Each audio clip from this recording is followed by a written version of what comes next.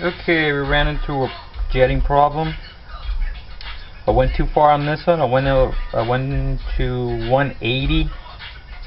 Turned out to be a little rich, so now I have to go backwards.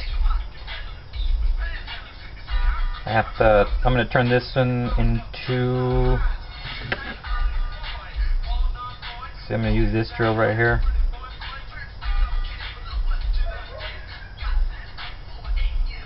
Okay.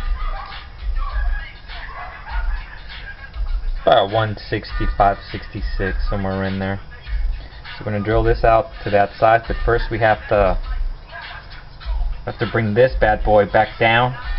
To do that, we're going to use some gas here, copper solder, and the old flux capacitor. That's a joke. Let's turn this guy on. You don't want it too hot, just hot enough to melt the solder. Use some pliers, you don't want to get it too hot.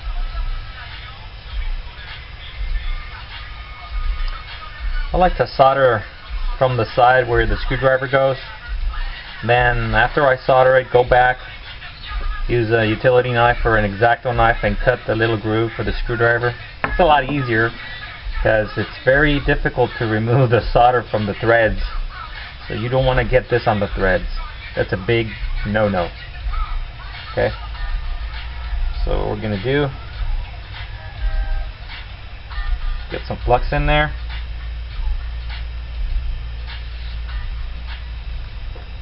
I'm gonna get this hot.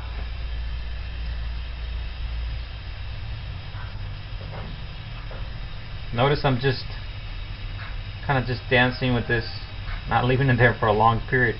It gets hot.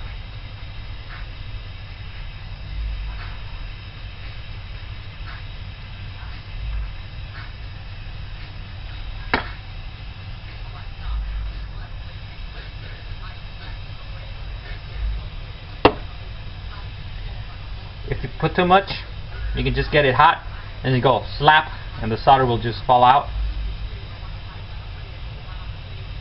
Okay. And then try it again. That's pretty good. I like it. If you have trouble drilling through it, what you can do is just get it hot, get your drill and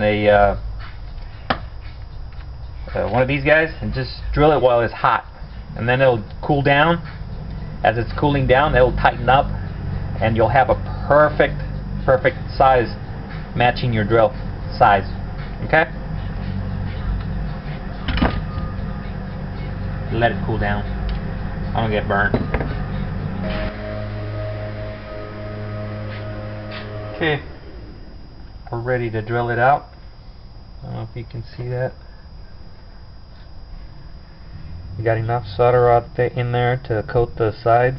You can completely solder it shut and you can drill it out. But I think when you do that, you need to keep it hot and insert the drill while it's hot, still molten, and spin it and let it cool down.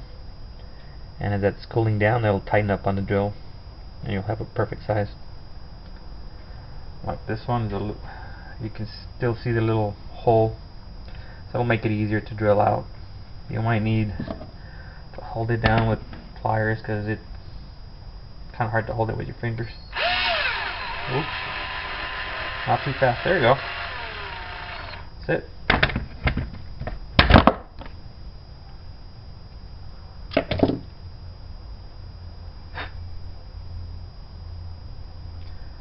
That is it. She's done. Ready to go back. This is a main, by the way. This is the main on the 34P Pick 3 carburetor on the boat car. The German one is really big. It's really easy to work with. This is the hard one to work with. So the other one should be a piece of cake for you guys if you guys try it. Okay. All right. That's it. Okay, we're going to put this main back in the bowl.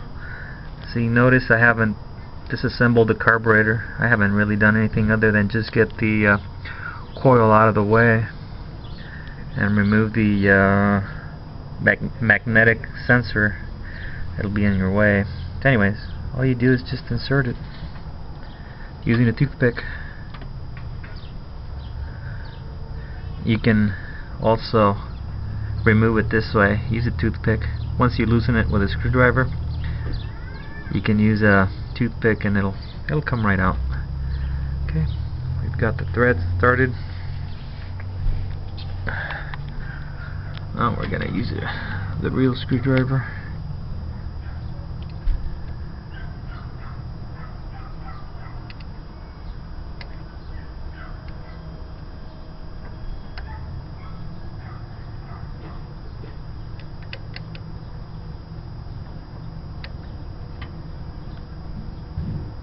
That's it.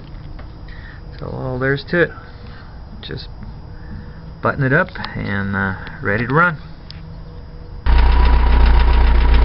Okay, she's back up and running.